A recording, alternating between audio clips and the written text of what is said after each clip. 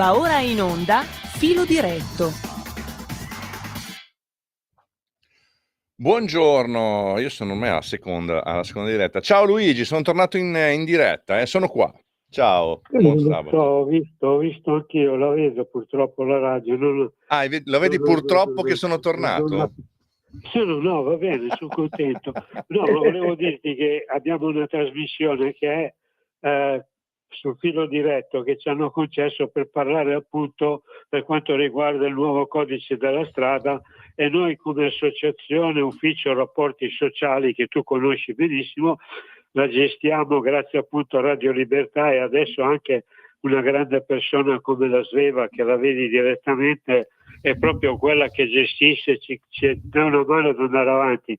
Quindi Claudio, tu stai lì tranquillo perché ti vedono e sono contento, così almeno capiscono che siamo veramente presenti. Abbiamo un primo intervento, Claudio, con il nostro Achille Boeris, perché è un tecnico, grande personaggio sportivo, che c'è stato un avvenimento ieri. A proposito, sai che come radio, Claudio, parliamo di cose che succedono la sera prima o il mattino dopo, quindi non raccontiamo stronzate di 50 anni fa o di 40 anni fa o di 2000 anni fa o fra 3000 anni, di quello che c'è stasera, che succede oggi a mezzogiorno e domani mattina alle 6. Siamo abituati così e grazie a questa radio riusciamo a farlo. Ecco perché il nuovo codice della strada lo sai meglio di me, perché tu sei anche presidente della CP Padania, quindi scusa, siamo la più grande per me in Padania e anche in Piemonte e in Lombardia, e quindi dopo mi dovrai anche tu spiegare, appena facciamo parlare un attimo Achille che ci spiega quello che sta succedendo, perché la gente continua a chiedermelo, Claudio, vogliono sapere nella ZTL del quadrilatero di Milano, perché dal 12 luglio, come vedi, parliamo di cose che succederanno fra qualche giorno, e chi meglio di te può spiegare? E quindi cosa sta succedendo?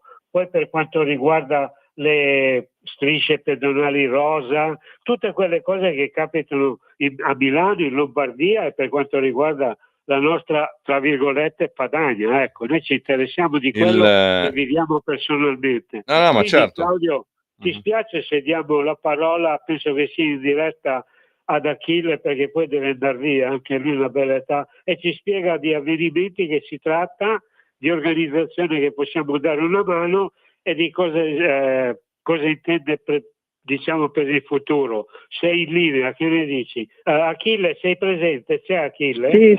Sì, caro Luigi. Innanzitutto ringrazio la radio. Grande Achille, sei presente il nostro Claudio Lipodio, che è mio superiore, quindi spiegaci pure tutto quello che devi fare, vai tranquillo, che Claudio ti dà l'ok, vai.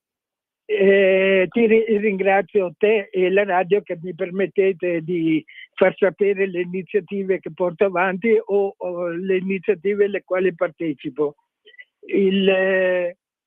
Sono del parere che le positività devono essere rese pubbliche e partecipate da tutti. Certo. Giovedì sera con l'amico Roby faccio parte di un'associazione ex giocatori e allenatori del basket. Ci siamo trovati allenatori, giocatori, arbitri a una cena, e tutte le volte che ci troviamo diamo un'offerta per delle iniziative. Diciamo che questo amico Robby è una persona che è molto aperta, sociale, e mi fa piacere di averlo proprio come grande amico. Giovedì sera abbiamo cenato, poi abbiamo raccolto questi soldi. A Natale, prima di Natale ho lanciato l'idea di raccogliere dei fondi per portare gli anziani della mia parrocchia a Cherasco dal Mago Sales, che ci aveva invitati ad andare da lui. Qui a San Salvario di Torino la zona non è molto ricca, e allora ho lanciato l'idea a questi amici di cercare di dare un contributo per questa iniziativa. Si sono autotassati e mi hanno raccolto i soldi per pagare il pullman. Di conseguenza è una bella cosa. ne sono molto grato perché realmente realizziamo delle cose valide anche per tutti. Diciamo che questa associazione ha foraggiato, cioè ha dato il contributo all'ospedale dei bambini Regina Margherita, ha dato il contributo all'associazione dei tumori, ha dato dei contributi alle associazioni di disabili psichici e fisici, e una delle tante Senza Limiti che voi sentite ogni tanto Certo che la attraverso sentiamo ogni tanto. il presidente e anche altre associazioni di disabili. Di conseguenza sono cose che bisogna suonare le trombe quando si realizzano. Diciamo che la cosa bella è che adesso abbiamo raccolto dei fondi e dobbiamo destinarli.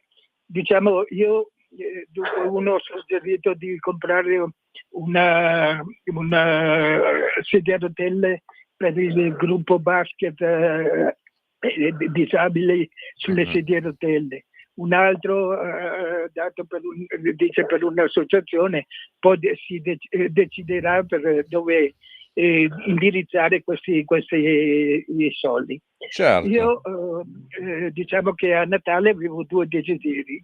Il primo era quello che mi hanno esaudito questa associazione. Il secondo desiderio che realmente mi piacerebbe realizzare prima che l'attuale parroco venga trasferito a settembre, per 3 chiese di San Salvario, cioè la chiesa di San Pietro e Paolo, del Sacro Cuore di Maria e San Luigi. La tempesta del 2024 di agosto ha rotto tutte le vetrate che rappresentano i santi, che rappresentano, cioè le vetrate storiche e le vetrate anche culturali. Allora io lancio l'idea di magari raccogliere dei fondi per contribuire al ripristino di queste vetrate. Lì c'è un grande lavoro anche è un settore che mi ha sempre affascinato, quello dei mosaici fatti delle vetrate delle chiese. È un lavoro incredibile tra stagnini, cioè bisogna essere veramente non dei manovali, ma degli appassionati, perché quella è un'arte meravigliosa, quella del restauro di quelle vetrate. Ma infatti diciamo che sono venuti dei tecnici da Verona a fare un preventivo e si parla di 75.000 euro. Porca miseria, A conseguenza, purtroppo per i vetri, per tutta l'opera che necessita, questi soldi tu sicuramente ne sei al corrente che servono questi soldi. Cioè, lì bisognerebbe magari riuscire a coinvolgere magari qualche scuola d'arte, qualche istituto, qualche liceo artistico, qualcuno di quelli per far diventare lo studio e la passione per l'arte di questi ragazzi qualcosa anche di concreto per la comunità. Molte volte si riesce a fare queste cose, sarebbe bello coinvolgere le scuole magari nella zona. Infatti diciamo io mi rivolgo a voi perché so che le persone che vi sentono hanno anche il cuore d'oro. Diciamo che io sono stato in Burundi un anno, no, lo sapete, in una missione. E lì c'era il tantam, e con il tantam noi portavamo i preti nelle succursali perché la missione aveva 25 chilometri di raggio e portavamo i preti, tu sentivi il tantam che ti seguiva, ti precedeva, arrivavi nel posto dove dovevi arrivare col prete, c'erano già i danzatori vestiti che ci aspettavano. Bellissimo. Con le pelli di leopardo eccetera. E io credo tanto nel tantam, dico, il mare è fatto di piccole gocce, come ne parlavo nella precedente trasmissione, che è quella dell'Umanitaria Padana, proprio perché il bene, io dico sempre che il bene è molto contagioso e oggi in un'epoca dove si guarda soltanto, ci fanno vedere, non si guarda soltanto, ci fanno vedere soltanto il male, andare a cercare un po' di bene, andare a fare un po' di bene, sicuramente fa bene a noi stessi e agli altri. Quindi assolutamente condivido appieno ogni cosa che stai dicendo, perché è veramente Anch'io importante. condivido, perché più che odio la persona gradisce quando uno sta male, eccetera. Io invece il mio cuore dice: questa persona sta bene, mi fa piacere per lui, perché alle volte ti può anche aiutare. Certo, belle iniziative, spero veramente che ci sia qualcuno che ci ascolta, che poi ci richiama, e perché no? Perché no? Diciamo che Luigi mi ha detto che si mette a disposizione per tutte le persone che vogliono contattare per questo motivo, eccetera, perché diciamo io non do il mio numero di telefono. No, ma nel caso sappiamo, i nostri ascoltatori sanno come funziona il nostro sistema e sanno arrivare a noi, non c'è problema. Bene, ragazzi, io vi ringrazio tutti, vi auguro le buone vacanze, e se ho qualche altra iniziativa io passo da Luigi per farla sapere a tutti. Ok, grazie un abbraccio, solidarietà, un abbraccio da parte mia. Ciao, bello, grazie di aver accettato l'invito, e mi raccomando chiedi, perché io aspetto sempre la mia Madonnina del santuario, mi raccomando, passo poi da te, Achille, un bacione, un forte abbraccio.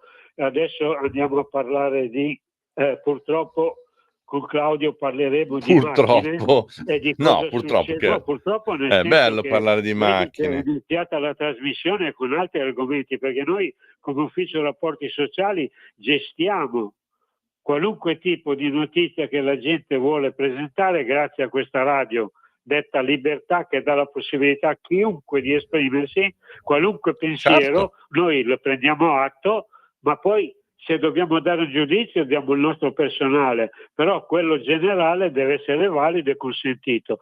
Detto questo, volevo dire ad Achille grazie, tanto lui il mio nome lo mette sempre in ballo, quindi vai tranquillo Claudio, siamo sempre dentro.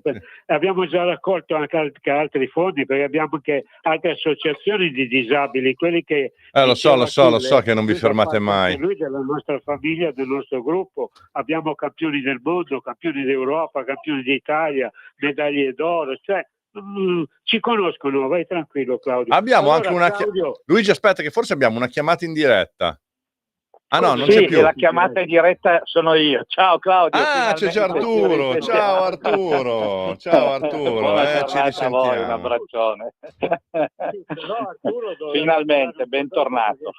Siamo in tanti e c'è troppo casino, non si capisce. Quindi Arturo se ne sta tranquillo, perché Arturo mi sempre tenere un'ora, facevo girare le palle, perché è l'unico che può parlare anche a livello tecnico, classico, ma soprattutto, Claudio, politico, perché la gente vuole anche delle risposte politiche, e anche se siamo di una certa idea, quando le cose non vanno noi le trattiamo, le discutiamo e le presentiamo, poi diamo il nostro giudizio, che non è quello definitivo o unico o indispensabile, generalizziamo. Ecco perché questa radio gli vogliamo un bene dell'anima, Radio Libertà. Quindi Claudio, io volevo dirti, e Arturo ti ascolta, perché poi tu parli della Lombardia e di Milano, ma lui, grande Arturo, preparati, perché ho stampato proprio stamattina che il comune accende le nuove telecamere dal 30 giugno. Oggi quanti ne abbiamo? Le nuove telecamere per fare cosa? Per la ZTL? Ma che ZTL? Guarda, c'è... Poi dobbiamo parlare del tragico incidente perché guida i monopattini a 15 anni, cioè, ma Arturo deve parlare, perché tutte cose che capitano a Torino. Oltretutto anche la metropolitana. Guarda Claudio, parliamo di cose più serie. Nel tuo caso la gente mi ha chiesto, perché dal 12 luglio, tra qualche giorno, spiegagli bene cosa sta succedendo nel quadrilatero di Milano, che dal 12 luglio avrà via libera alle multe tramite le telecamere e i varchi, se puoi spiegarglielo, e poi cosa sono queste strisce rosa per le auto, a cosa servono e a chi può parcheggiare, e poi l'ultima novità, anche se puoi darla, quella che è la patente B. Da oggi non esiste più, perché Matteo Salvini fa entrare la patente B 2.0. Vai Claudio. Sì, io tutte le volte che vedo, io ho la fortuna o sfortuna, dipende dai punti di vista, per me è una grande fortuna, è stata una grande scuola per me, quella di girare molto il mondo, quindi girare molto il mondo per lavoro specialmente, quasi sempre. E quindi la curiosità iniziale è stata: come funziona il codice della strada qui? Come funzionano in Brasile determinate cose? Come funzionano in Bulgaria? Come funzionano in Germania? Come funzionano in altri posti? Quindi andando a guardare come trovano le soluzioni altri, e soprattutto io ho notato che nei paesi più poveri le soluzioni più efficaci sono quelle più semplici, con meno burocrazia. Da noi invece è tutto il contrario, perché tutto deve portare a multe, incassi per l'amministrazione che è comunale, provinciale, territoriale, quello che è. E quindi tutte le volte che io vedo mischiare le carte, non me ne voglia Salvini, un amico che purtroppo in alcuni casi, in alcune volte ha nei suoi uffici persone con cui mi piacerebbe parlare chiuso a microfoni spenti, ma non sono mai riuscito ad avere questa grande fortuna, anche perché probabilmente non sarei più qui in radio. Il problema è che quando si vanno a mischiare le carte o si vanno a unire alcune tassazioni per migliorarlo, perché lo fanno per noi, dicono, no? Lo fanno per noi, per aiutarci. Anche i varchi di Torino che si riaccendono lo fanno per noi, per la nostra sicurezza. Anche la ZTL nella ZTL a Milano la fanno per noi. Io adesso voglio vedere, visto che un accenno l'hai dato, do un accenno anch'io. Voglio vedere chi oggi va nel centro del centro di Milano, in quella zona lì, a comprarsi un patè, o tanto non ha bisogno della mia pubblicità, quindi o un orologio di un certo valore, magari da 300, 400, 500 mila euro. Ci sono persone che partono la mattina da Dubai o da altri paesi, si fanno 4 ore d'aereo, 5 ore d'aereo, atterrano a Linate, prendono una macchina privata, andavano in centro, facevano acquisti, tornavano in aereo e tornavano a casa la sera. Questi oggi devono andarci in metropolitana, non possono neanche andarci con i mezzi, gli NCC privati, quindi dovranno andare con la metro, con gli autobus, perché Sala intanto che va, avete vista l'ultima foto, no? È andato in bicicletta da casa sua di Milano alla casa in Liguria con la sua biciclettina da 1000 euro e con le calze con dietro le 2 fotografie di Che Guevara. Cioè, siamo a dei livelli di bassifondo che andare a raschiare il barile, cioè andare nel fondo, non si trova il fondo del buco, si trova una botola e una pala per andare avanti a scavare.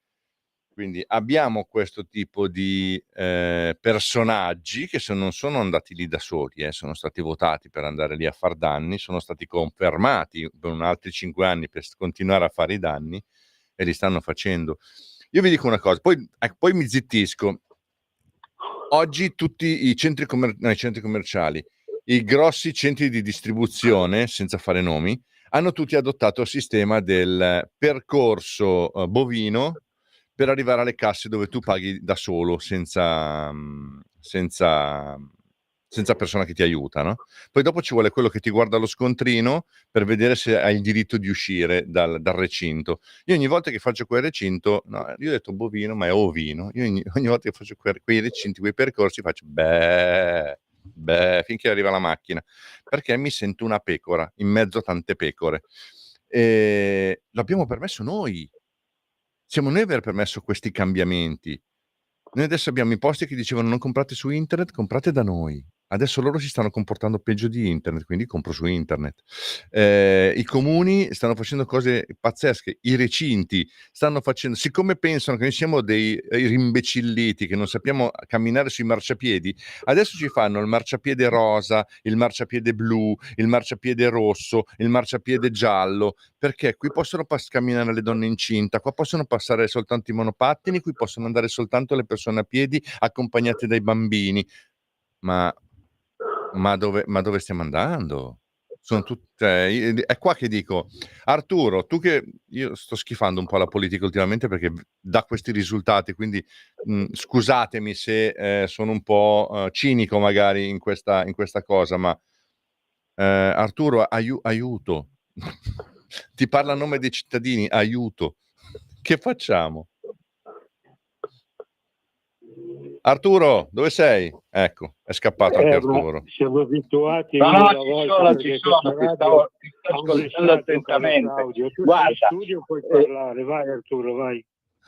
se solo l'altra sera in consiglio comunale a Moncaglieri, perché Moncaglieri è una realtà, è la quinta città del Piemonte e nella provincia di Torino è seconda come abitanti solo a Torino, abbiamo presentato come gruppo politico un'interrogazione proprio sui monopattini, su quel ragionamento che facevi tu, di questa mobilità sostenibile, di questa demenzialità delle politiche green, perché e chiedevamo conto dei risultati. Allora non ci ha dato risposta su quanti utenti usano il monopattino elettrico. Che strano. Ci hanno dato una risposta solo sul numero dei chilometri percorsi, cioè per non arrivare a dire che sono 4 gatti che lo usano, ci hanno dato dei dati sui chilometri percorsi.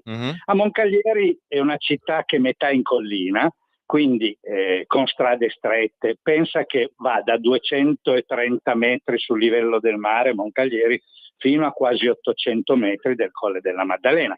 Quindi tu immaginati nelle strade di collina strette in curva andare su con i monopattini e incrociare le autovetture. Ti faccio la sintesi, il risultato è che nessuno li usa a Moncaglieri. Poi li trovi parcheggiati quasi sulla tangenziale, sull'imbocco della tangenziale, ed è un mezzo che non serve, tant'è che di 3 ditte che avevano l'appalto una è fallita, no? Quindi ne sono rimaste 2 che però non godono di ottima salute. E qui ti apro una cosa. Qui la risposta è stata che loro continuano perché loro ci credono e siamo noi che non siamo sensibili alle politiche green. Io gli ho detto, ma quanto costano sti monopattini? Andiamo a parlare di inquinamento ambientale. Quanto costano le batterie di questa roba? Quanto inquinamento producono le batterie a produrle? Quanto producono di inquinamento la produzione di questi monopattini? Oltretutto fatti tutti in Cina perché oramai in Europa. L'altra obiezione è quanto costa la gestione, perché ci sarà un software, un qualcosa, però tu devi pagare una società che gestisca il software, che gestisca tutta la parte elettronica delle ricariche, di andarli a prendere. Abbiamo un sistema che non sta in piedi e quindi però la risposta è stata che siamo noi che non capiamo le politiche green, che adesso si vada in quella direzione. Quindi e in tutti i comuni della cintura di Torino la situazione è analoga, perché non è completamente in pianura la cintura di Torino, abbiamo molti comuni che sono collinari. Siamo vicini al Monbise, siamo vicini alle montagne, certo. Arturo, però guarda, stiamo andando un secondo, andiamo un attimo in pausa pubblicitaria e rientriamo tra poco perché c'è un paio di riflessioni sul perché dei monopattini. A tra poco. Da oggi la tua radio è ascoltabile anche con la televisione in digitale. Sul telecomando della televisione digitale o del tuo ricevitore digitale puoi scegliere se vedere la TV o ascoltare la radio. Risintonizza i canali radio e troverai anche Radio Libertà, canale 252. La tua radio.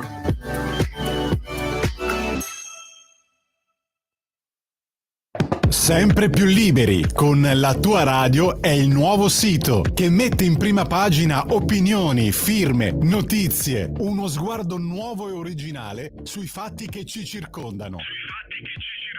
Il nuovo quotidiano online, semplicemente radiolibertà.net.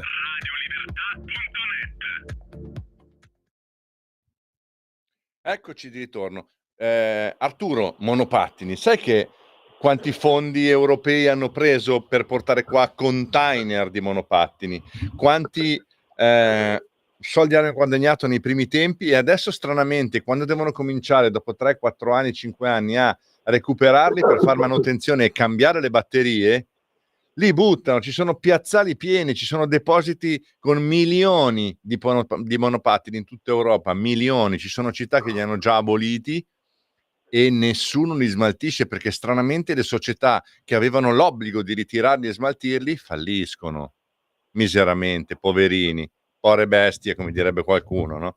Quindi Arturo, è tutto ben congegnato, è tutto ben programmato e progettato, i fondi li hanno già presi, adesso che dovrebbero restituirne una parte con lo smaltimento, li lasciano, li abbandonano, li buttano nel Po, perché ho visto che ogni tanto fanno la raccolta nel Po, o anche in Inghilterra o anche in Francia hanno fatto nei fiumi, fanno le raccolte, in Olanda li tirano su coi magneti e tirano su tra biciclette elettriche, quelle sempre a noleggio, e i monopattini tirano su una strage di queste cose.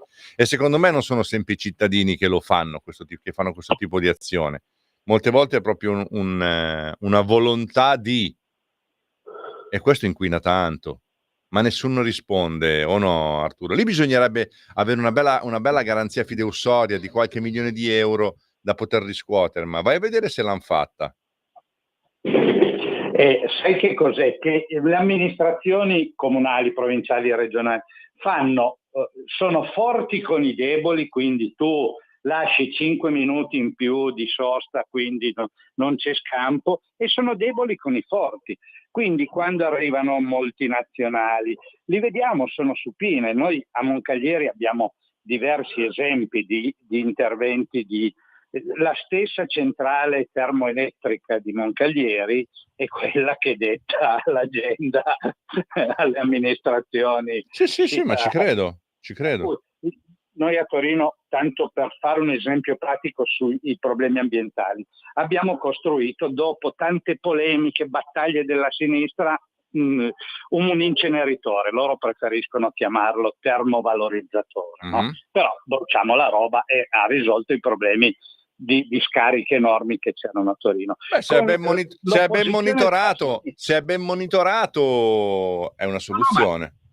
Sfondi una porta aperta, quindi se tu vai nel centro di Vienna trovi il termovalorizzatore, vai a Monte Carlo trovi il termovalorizzatore, cui sfondi una porta aperta. Ma dopo tanta opposizione della sinistra e una parte del PD che ha voluto la realizzazione di questo termovalorizzatore, dicendo che sottraiamo il business alle mafie, alla malavita o quant'altro, hanno costruito il termovalorizzatore, avevano la maggioranza pubblica del Comune di Torino perché doveva essere sotto controllo pubblico. Fassino, trovandosi i debiti delle Olimpiadi del 2006 di Torino, cosa ha fatto per fare cassa? L'ha venduto a IRE. Quindi noi ha fatto comprare le azioni a tutti i comuni della cintura, le azioni della società del termovalorizzatore, poi quando Torino ha avuto bisogno di soldi l'ha venduto. Quindi questo ti dà la misura del loro ambientalismo. È un ambientalismo di facciata che serve ai poteri forti, no? E a imporre ai cittadini in modo stalinista le loro scelte, no? Non siamo in una società socialista, quindi tu mi devi imporre come mi devo spostare io, mentre loro hanno questa pretesa.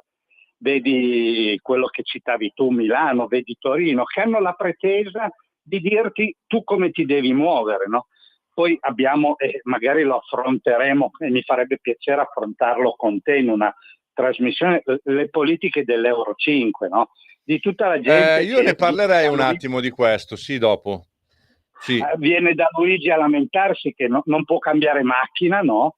Non può circolare, non può andare a fare le visite mediche, recarsi nelle strutture sanitarie, andare a trovare i parenti all'ospedale, perché per una norma, prima che ti hanno incentivato a comprare, a cambiare macchina, adesso tu hai un Euro 5, che ha una macchina che ha pochi anni, e tu non la puoi usare più, ma questi vogliono importi a spese tue, perché ti dicessero va bene, non puoi usare l'Euro 5, vieni qua, non ti faccio pagare l'IVA sulla macchina nuova, ti do un contributo come hanno fatto col 110, parliamo, cioè, ma non facciamolo 110 ma facciamolo solo 90, e vedi che la gente è incentivata a cambiare l'autovettura. Però quando vogliono devi mettere mano tu al portafoglio, loro non immaginano mai che la gente non ce la faccia e vivono in un altro pianeta. Guarda, Quindi c'è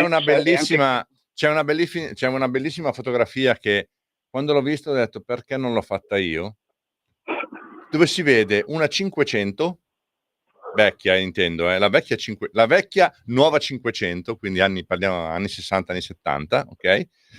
E subito dietro nel parcheggio di fianco un SUV, non so se era una Stelvio o un Cayenne, un SUV di quelli di oggi, quelli belli grossi. La 500 non può circolare, 499 di cilindrata, 50 km con 1 litro di benzina, non lo so.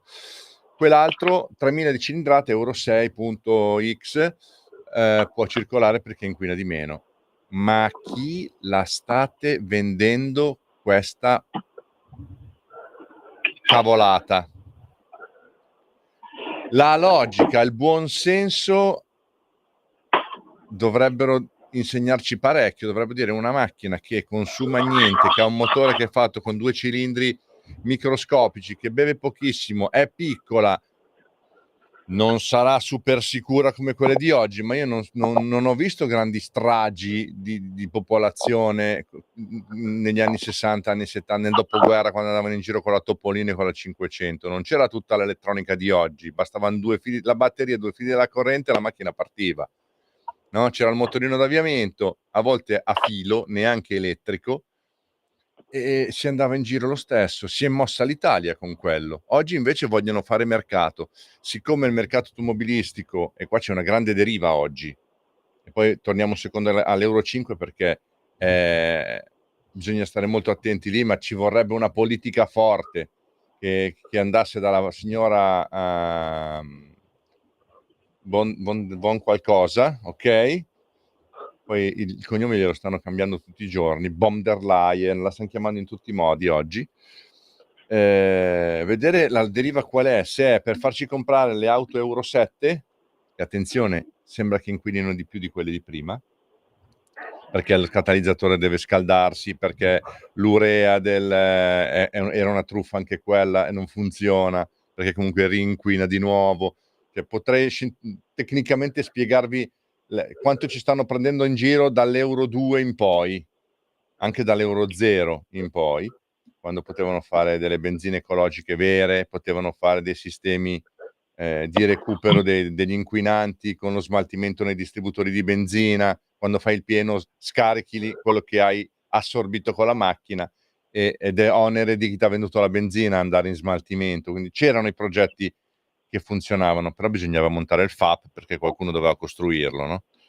Il rischio oggi è che ci portano davanti a un bivio: o spendono e quindi riqualificano e spostano le fabbriche di automobili che stanno pian pianino chiudendo,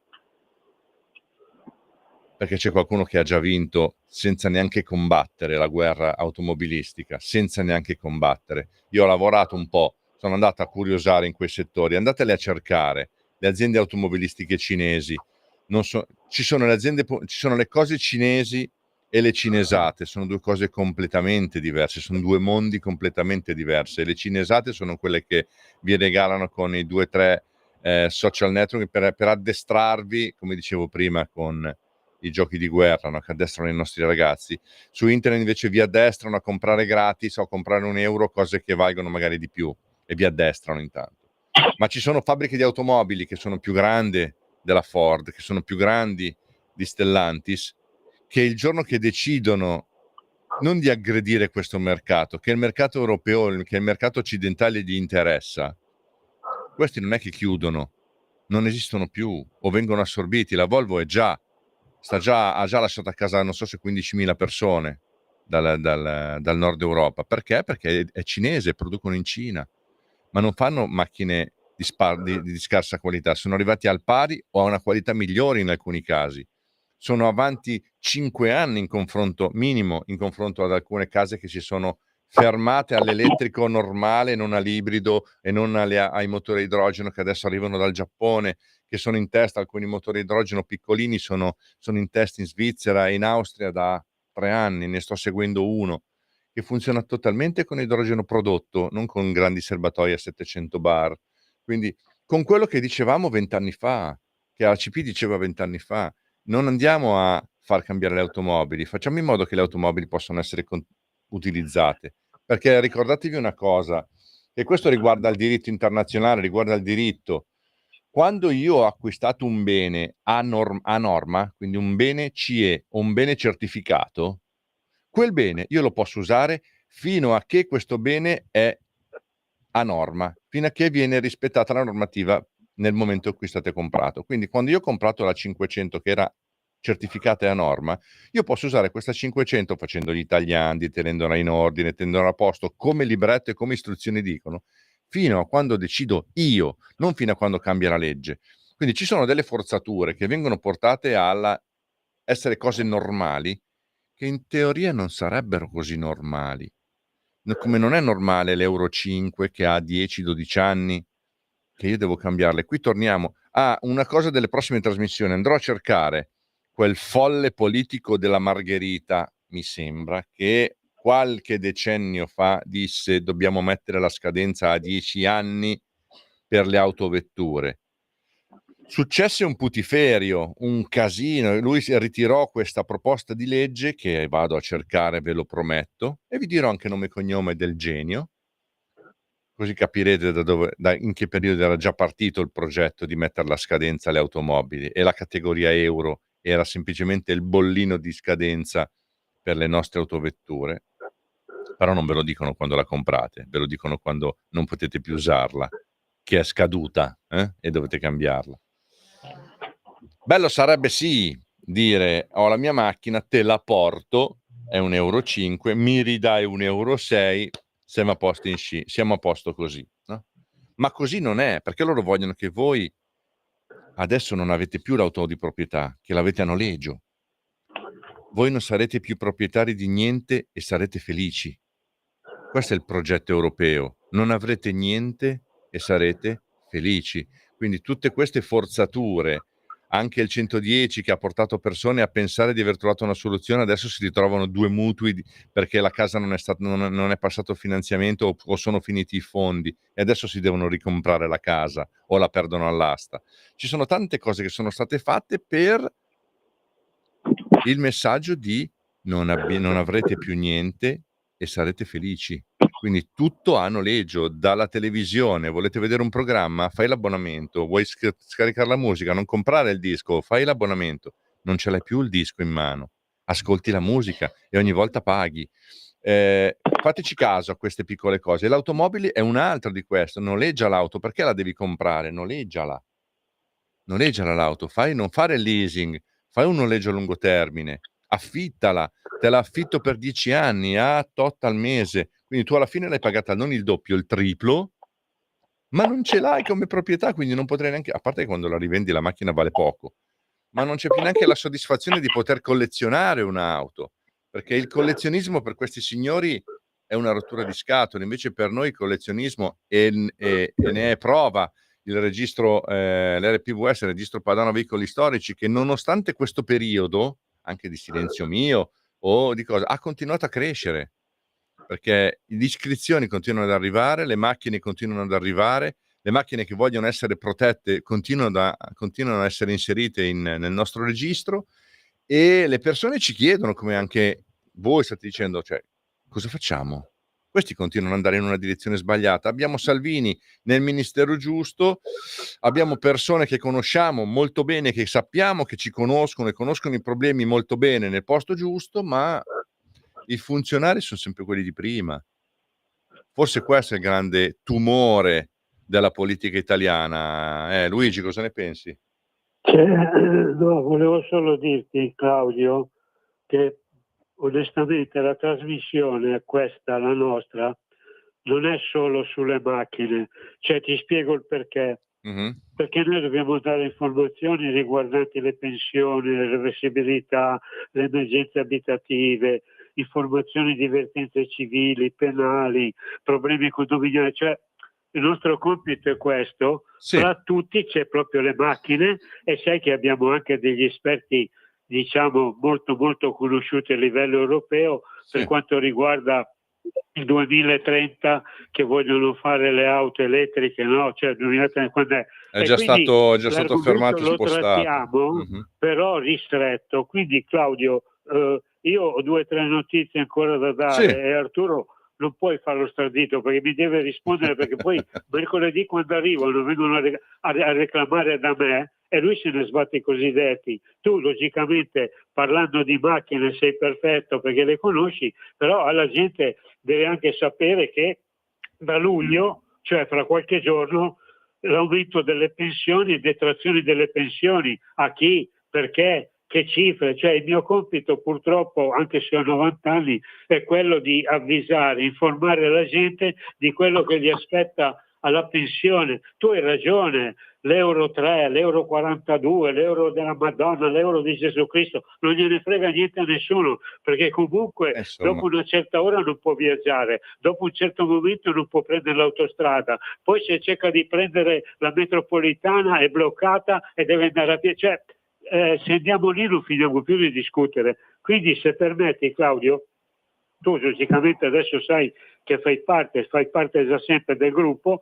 Quando parliamo esclusivamente di quello che riguarda le auto, perché sei tecnico, così come approfitto di Arturo come politico e degli altri collaboratori per quanto riguarda le altre problematiche. Quindi, se mi permetti, 2 cose le dovrei dire, anche per ricordare dove siamo, quando ci trovano, che telefoni, perché mancano 10 minuti, Che dici, Claudio? Vai, Io vai. ti ringrazio, stai lì che tanto ci puoi chiudere. Io alla fine ascolto. dobbiamo poi concludere. Così Sai, posso spezzare, come diceva quello, un'arancia a favore Vedi, noi trattiamo, oltre alle automobili, un altro bene molto importante. Luigi, le pensioni, ma tutto quello che riguarda il mondo dell'abitazione e della casa, che è perseguitata come l'automobile da questa politica ideologica. Quindi noi affrontiamo sì il tema delle automobili, che è importantissimo, ma analogamente con gli stessi vincoli, lacci, lacciuoli, anche quello che è il problema del condominio, dell'IMU, della denuncia dei redditi che devi mettere in un fabbricato, quello che ha un terreno lasciato dai nonni in Calabria che deve per forza fare 730 e magari se ne è dimenticato perché non sapeva neanche di avere quel terreno. Quindi sono problemi molto simili e che quindi vanno affrontati con la stessa logica. È per quello che in questo contesto è opportuno parlare di tutte le cose. Vai Luigi. Sì, grazie. No, ma Claudio lo sa che è così. Allora ragazzi, appunto Arturo, guarda che qui dice che è luglio, le pensioni. Gli aumenti sulle pensioni sono confermati. Ragazzi, sappiate che leggiamo quello che c'è scritto, non ce lo inventiamo. Quindi poi quando ti chiederanno chi, come, dove, è perché l'abbiamo letto. Ma occorre fare subito una precisazione. Insieme a questi, perché stanno arrivando i cosiddetti cosi della pensione, no? Come si chiamano? I cedolini. Allora, insieme a questi vi saranno anche alcune trattenute. Nello specifico, l'INPS ha infatti comunicato che chi ha ricevuto indebitamente bonus una tantum da 200 a 150 euro nel 2022, ecco perché è importante, e dovrà per l'appunto restituire la somma nel trimestre in corso, quindi luglio, agosto e settembre. Ecco perché Claudio è puntuale. Sì, è vero la macchina, però se mi trattengono 150 euro sulla pensione senza spiegarmelo, mi girano le palle più che la macchina che costa 40.000 euro. Sì. Quindi, trattandosi di una decurtazione di 50 euro mensili, la quale interesserà proprio chi non possedeva i requisiti richiesti. Quindi hanno dato dei soldi anche a chi non li aspettavano, però bisogna capire se chi è dentro, non è dentro, chi non viene, perché quando vengono da noi Arturo deve dargli le risposte. Quindi anche se in ogni caso dal 1° luglio, quindi fra qualche giorno, molti pensionati riceveranno la 14ª mensilità, una somma a cavallo fra i 336 euro e 655 euro per chi ha più di 64 anni e redditi contenuti, mentre fra settembre e novembre, ecco perché ci fanno lavorare, arriveranno infine anche i rimborsi legati al modello 730, che adesso Arturo spiegherà quando finiranno le domande, erogati in base alla dichiarazione presentata. Quindi quando verranno mercoledì, giovedì, Arturo spiegaglielo, perché la gente arriva con i cedolini e non sa cosa gli aspetta. La seconda cosa che devi rispondere qui, al comune di Borgo Vittoria, via Michele Antonio Vibò, caro Arturo, questo qui mette le telecamere che multano gli automobilisti indisciplinati e sono per l'attivazione del nuovo impianto video di sorveglianza di via Vibò. Quindi questo spazio dal 2020, pensa Arturo, è chiuso alle auto e alle moto. Tra poche settimane chi non rispetterà il divieto di transito e lo percorrerà ugualmente con i propri veicoli sarà multato. Quindi spiega bene dov'è la zona e chi non deve farlo. Perché poi le telecamere saranno accese, Arturo, da lunedì 30 giugno, cioè da lunedì questo, con una fase di pre-esercizio per testare tecnicamente il sistema e informare gli automobilisti. Quindi dal 1° agosto poi il controllo degli accessi sarà affidato in automatico al sistema che multerà chi non rispetta le regole. Quindi poi dopo sabato prossimo leggeremo anche le prossime telecamere, inutile che ve le leggo, dalla salita di CAI, Monte dei Cappuccini, quelle che parlavi tu Arturo, Campidoglio e via di Nanni. In via Vibò completiamo il percorso di una pedonalizzazione fortemente voluta dai cittadini, dicono i nostri amici. E poi sai spiegarmi Arturo come dobbiamo fare a chi spetta il monopattino, visto che quel ragazzo di 15 anni è morto proprio perché viaggiava a bordo di un monopattino? Dobbiamo avere un'età, dobbiamo avere una regola, come dobbiamo comportarci? Questo qui Arturo è morto in Corso Venezia l'altra sera, è stato trasferito a Giovanni Bosco, però è morto a poche ore di distanza. Che ne dici di queste due cose che ti ho fatto? C'è 2 o 3 minuti, purtroppo il tempo vola Arturo, ma devi rispondere per forza, vai. Sì, il mese di giugno è un mese abbastanza travagliato per chi ha delle relazioni col fisco, perché a giugno scade il 16 giugno il pagamento dell'IMU per chi ha altre abitazioni oltre alla prima casa. Di solito i comuni mandano la tassa raccolta rifiuti in questa data, per cui il 30 giugno in molti comuni si dovrà pagare anche il conguaglio dell'anno precedente e la prima rata della tassa rifiuti. A giugno c'è anche il conguaglio IRPEF, quello che dicevi tu. Quindi a giugno si fanno i conti sul dare ed avere col fisco. Per cui se uno ha pagato le imposte, io parlo di pensionati e non di chi ha la partita IVA perché ha un regime diverso, ma l'utenza che interessa a noi è fatta da pensionati o da lavoratori dipendenti, quindi il 30 con giugno si farà il conguaglio su quanto uno ha versato e quanto uno doveva versare. Per cui io nel mio reddito le trattenute alla fonte, sia per le pensioni sia per un lavoro dipendente, un reddito da lavoro dipendente, e se durante l'anno ho effettuato delle spese mediche dal dentista oppure ho il mutuo, ho fatto delle spese di manutenzione dell'abitazione, faccio la denuncia per fare il conguaglio, per effettuare il conguaglio per vedere il dare e l'avere. Quindi a giugno molto probabilmente chi presenta il 730 avrà un conguaglio a proprio favore. Le 14esime purtroppo sono solo alcune pensioni che ce l'hanno, non tutte, l'INPS ad esempio nella maggior parte delle pensioni non dà la 14ª. E poi ci sono i controlli effettuati nell'INPS nel corso degli anni. Ricordiamo a tutti gli ascoltatori che si prescrive un debito verso lo Stato nell'arco di 5 anni, quindi tutte le sanzioni, per cui capite che se l'apparato dell'INPS o di qualche altro organo statale non corre, tra virgolette, perché per 5 anni, in 5 anni non ha avuto tempo a verificare la tua posizione debitoria, ebbene entro 5 anni decade, quindi arrivano quelli del 2022, i conguagli che saranno molto probabilmente riferiti all'anno prima, quindi il 2021. I 5 anni entrano in vigore il 1° gennaio 2026, quindi tra pochi mesi, e quindi l'INPS deve per forza correre per notificare e interrompere i termini di prescrizione con gli utenti, ecco, chiamiamoli, con i suoi assistiti.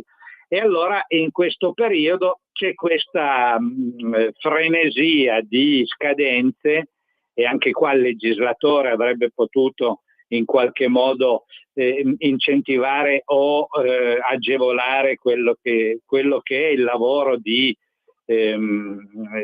contribuenti, perché adesso tutti gli scontrini fatti in farmacia o dei ticket vengono automaticamente gestiti dal cervellone centrale.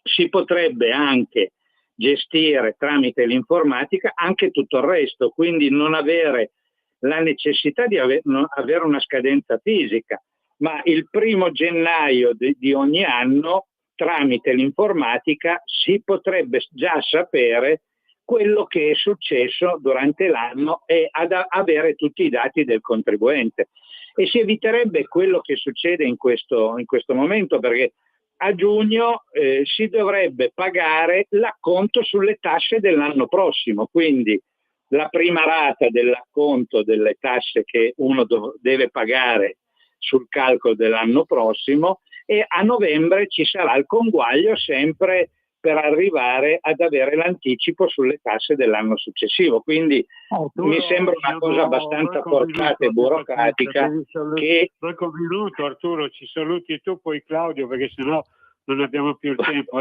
La signora che ti aveva fatto la domanda per il conteggio voleva sapere a che punto era, mi ha chiamato, poi magari martedì o mercoledì o viene o gli telefoni qualcosa. Comunque grazie Arturo, ci sentiamo, vai. Un abbraccio e un bentornato a Claudio, un abbraccio a te Luigi, un ringraziamento agli ascoltatori e un ringraziamento particolare alla nostra regia che ci assiste in questa trasmissione. Buona giornata a tutti. Ciao, così Sveva sa già. A te Claudio, anche a te un buon ringraziamento e un buon saluto, così poi chiudiamo, vai. Sì, grazie è stata finalmente un buon ritorno, è sempre piacevole tornare qui in radio. Grazie Luigi, grazie Arturo, grazie anche a Boeri per il suo intervento prima, e un buon fine settimana a tutti. Siamo sempre sul pezzo, siamo sempre qua, e voi ne siete la grande dimostrazione. Ciao Luigi, buon fine settimana. Avete ascoltato Filo Diretto.